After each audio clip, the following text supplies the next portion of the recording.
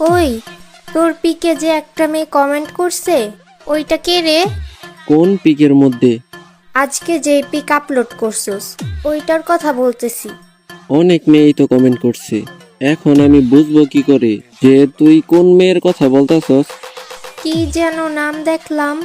ও হ্যাঁ, মেয়েটার আইডির নাম অ্যাঞ্জেল সাদিয়া। তুই চিনোস ওই মাইয়ারে? আরে না, আমি চিনি না। মিথ্যা কথা বলবি না একদম আমার সাথে। মিথ্যা কথা বলতে যাব কেন? সত্যি আমি চিনি না।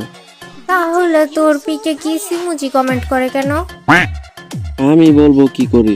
চিনে না জানে না কি সিমুজি কেন দিবে?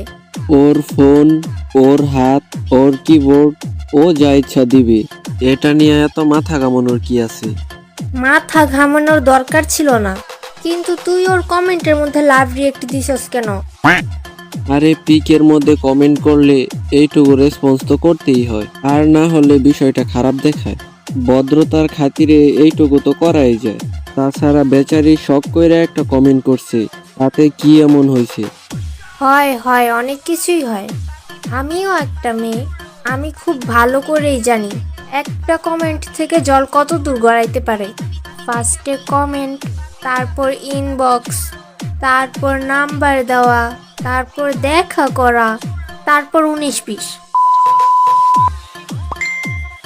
আচ্ছা যাই হোক, আমার এইগুলো একদম সহ্য হচ্ছে না। তুই ওই মাইয়ারে এক্ষুনি ব্লক কর। ব্লক করব কেন? কেন ব্লক করতে তোর কি সমস্যা? চিনিস না যখন, তাহলে ব্লক করতে এত প্রবলেম কিসের? হ্যাঁ চিনি না, তাই বলে এমন করে ব্লক করে দিব? বিষয়টা কেমন দেখা যায়? বিষয়টা খুব ভালো দেখা যায়। চিনোস না যখন এত মায়া কিসের? এক্ষুনি ব্লক কর। আচ্ছা ঠিক আছে, ব্লক করে দিতেছি। আর আমি একটা বিষয় বুঝি না, তোর প্রতিদিন ফটো পোস্ট করার দরকারটা কি?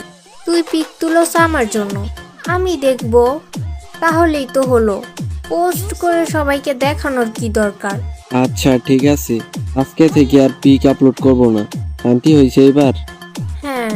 আমি আগে ভাবতাম আমার এক্স এর সাথে রিলেশন করাই মনে হয় আমার জীবনের সবচেয়ে বড় ভুল ছিল, কিন্তু আজকে বুঝলাম।